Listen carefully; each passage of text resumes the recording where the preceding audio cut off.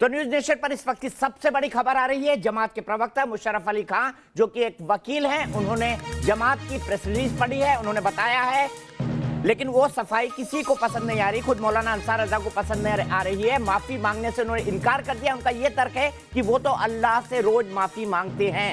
साथ साहब भी और वो भी, जमात ने जो कुछ भी किया है उसमें कुछ भी गलत नहीं है। तबलीगी जमात एक जिम्मेदार संगठन है, उसने हर नियम कानून का पालन किया है और सरकार को समय समय पर पूरी जानकारी दी है। मैं फिर आपसे रिक्वेस्ट करूंगा मुशर्रफ साहब, मैं बाकी पैनलिस्ट के पास जाऊंगा, लेकिन एक आखिरी रिक्वेस्ट, आपको नहीं लगता आप अल्लाह से तो माफी मांग लेते हैं, पर देश की जनता से भी माफी मांगने की जरूरत है?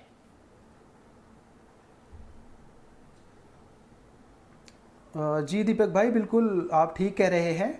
देश की जनता से, आपसे, पूरी दुनिया से हमारी ये कमी है। अल्लाह ने हमें ऐसा ही बनाया है, उस ऊपर वाले मालिक ईश्वर ने हमें इसी हाल में बनाया है कि हम अपना लिमिटेड काम कर सकते हैं।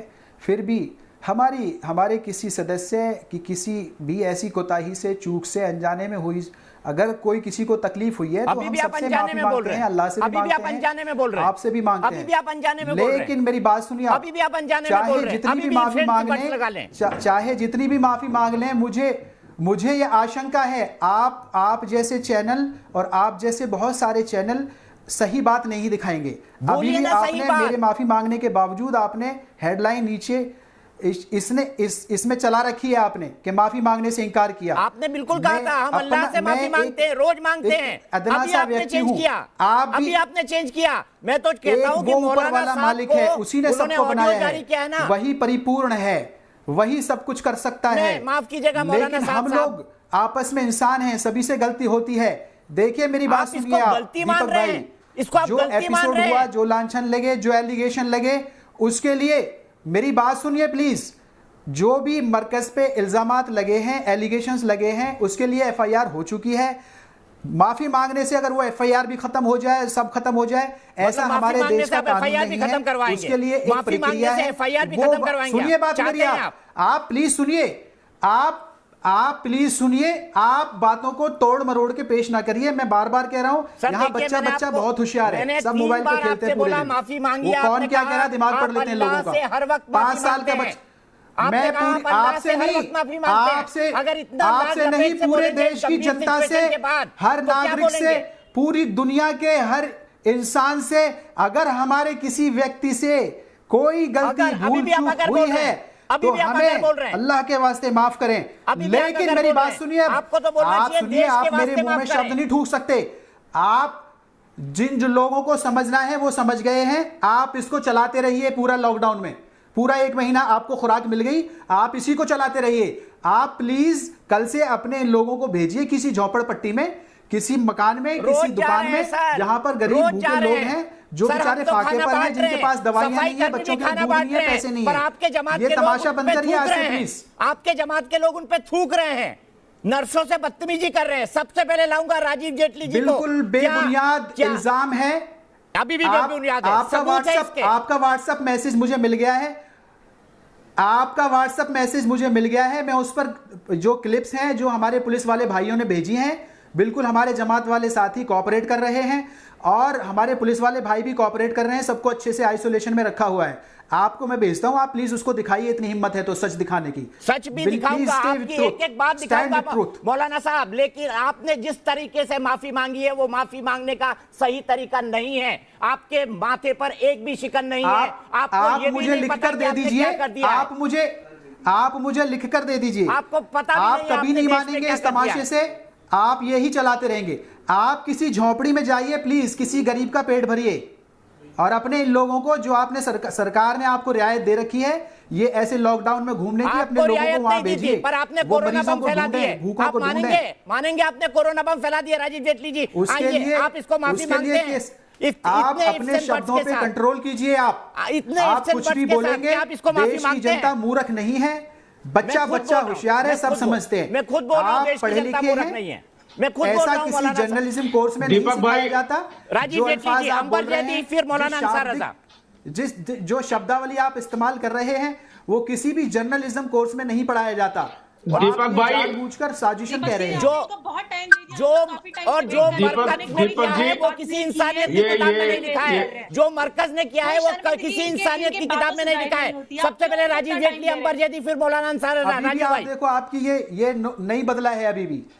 मैंने माफी मांगी है, सारे पैनलिस्ट हैं, देश की जनता है, सबके सामने मांगी, लेकिन स्टिल यू आर दीपक भाई, ठीक है, तबलीगी जमात ने माफी मांगने से इनकार किया। नुकुर के बाद तबलीगी जमात ने पूरा महीना भी इसको नहीं बदलेंगे। आई नो नुकुर के बाद तबलीगी जमात ने आगे पूरा एक महीना इसको चलाएंगे। लिखिए राजीव जेटली, आपके पास कोई काम नहीं है, आपके पास इतनी हिम्मत नहीं है कि आप सच दिखा सकें। आप झूठी बातें, नफरत फैलाने के लिए कोई शर्मिंदगी और कोई अफसोस नहीं है दीपक जी। राजीव जेटली जाइए 30 सेकंड। देखिए, मैं तब बोल पाऊंगा जब ये चुप करेंगे, जब ये अगर शांत होंगे तो मैं अपनी बात रख पाऊंगा। प्लीज बोलिए राजीव भाई, चलता है ऐसा डिबेट में। हाँ, मैं केवल एक ही बात कहना चाहता हूं। देखिए, अंगारे ऑलमोस्ट बुझ चुके,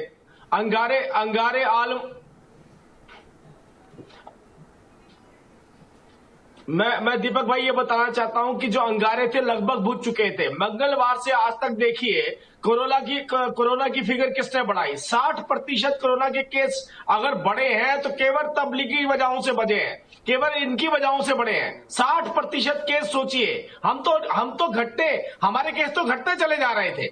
आप ये देखिए, अब इन्होंने कहा, सम्मान के साथ बोलना चाहता हूं, पाकिस्तान के सिंध में सिंध अफेयर्स के एडिटर क्या कहते हैं? उन्होंने कहा कि हमारे यहाँ पे जब तबलीगी समाज के लोग आ रहे थे तो गलियों में लोग पत्थर मार रहे थे पाकिस्तान में, लेकिन भारत के अंदर प्रवक्ता मिल जाते हैं, विभिन्न राजनीतिक पार्टियों के, सामाजिक संगठनों के प्रवक्ता इनको बचाने के लिए यहाँ खड़े हो जाते हैं। जो देश इस्लाम पर आधारित है, वहां के लोग कह रहे हैं हम अपनी गली में नहीं घुसने दे रहे हैं। ये हमारे यहाँ पे कोरोना फैला रहे थे, ये हमारे यहाँ पे महामारी फैला रहे थे। आप सोचिए हमारी सहनशीलता, आप सोचिए इस देश में एक भी कोना नहीं छोड़ा जिस कोने के अंदर कोरोना ना फैलाया हो। अभी तो आपने देखा। ठीक है राजीव भाई, ठीक है, कैसे हालात, अंबर जैदी, ठीक है राजीव भाई, अंबर जैदी, हम रिपीट कर रहे हैं। अंबर जैदी, मैं अधिक से अधिक टाइम का इस्तेमाल करना चाहता हूँ। अंबर जैदी, माफी मानेंगे इसको? आप इसको माफी मानेंगे इतनी नानुकुर के साथ? बिल्कुल नहीं दीपक जी। आप जो मुशर्रफ अली खान साहब की, आप उनके अल्फाज देखिए, उनके अल्फाजों में उनके चेहरे पर कोई अफसोस, कोई शर्मिंदगी, कोई शिकन नहीं है।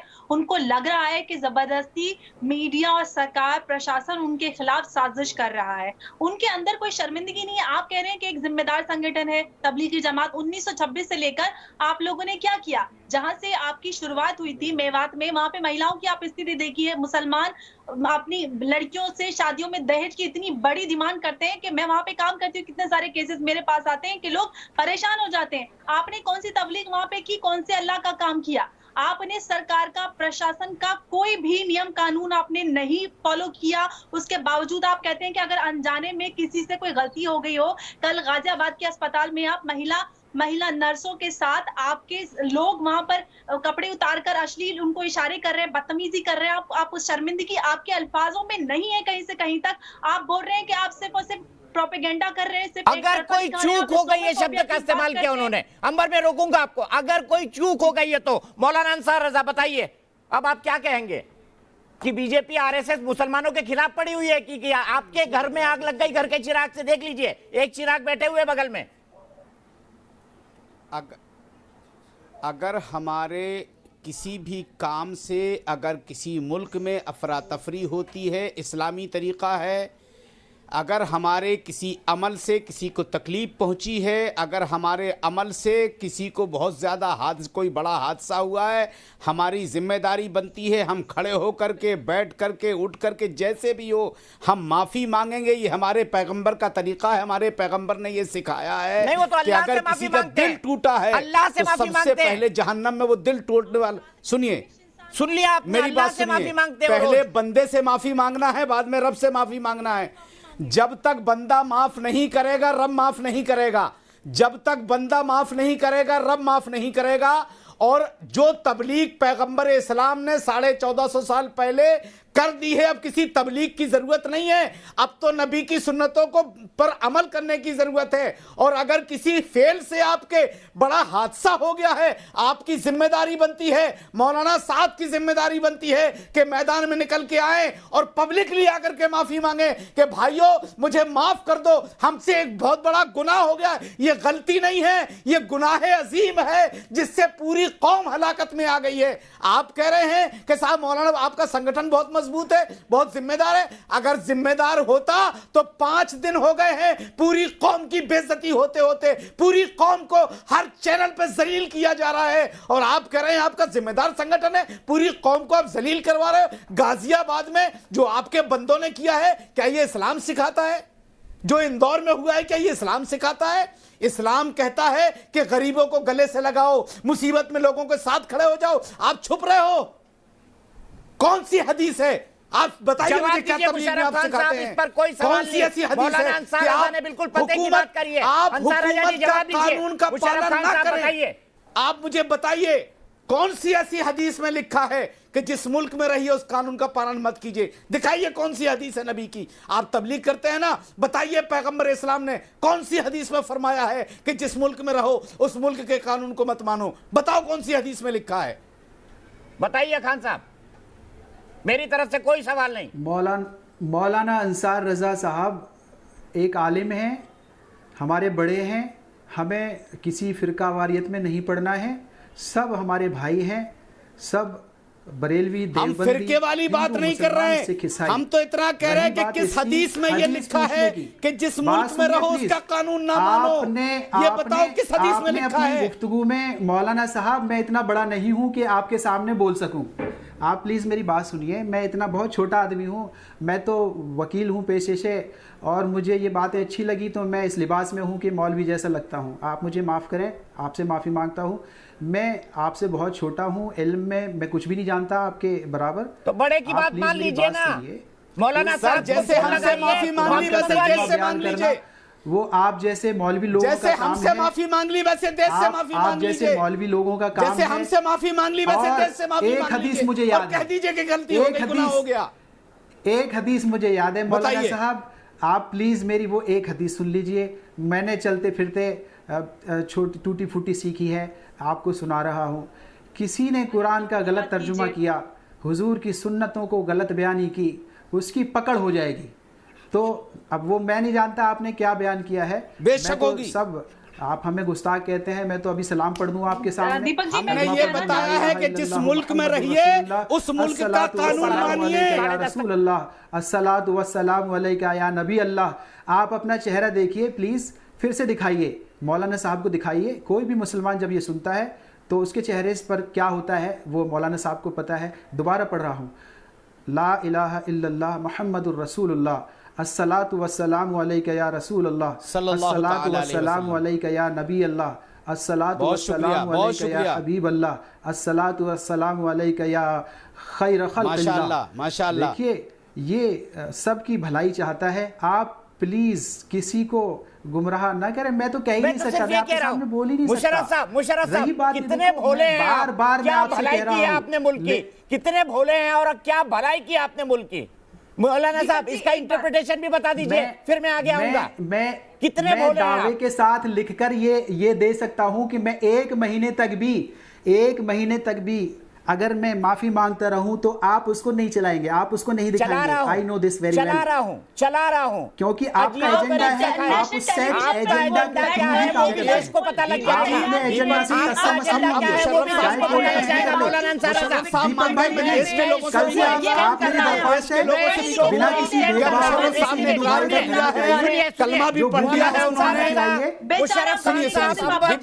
दीपक जी, मैं इस शो को एक्सटेंड कर रहा हूं, ब्रेक के बाद फिर वापस लौटता हूं। सीधे बात होगी अंबर जैदी, मौलाना अंसार रजा और मुशर्रफ खान के बीच। शो को एक्सटेंड कर रहा हूं।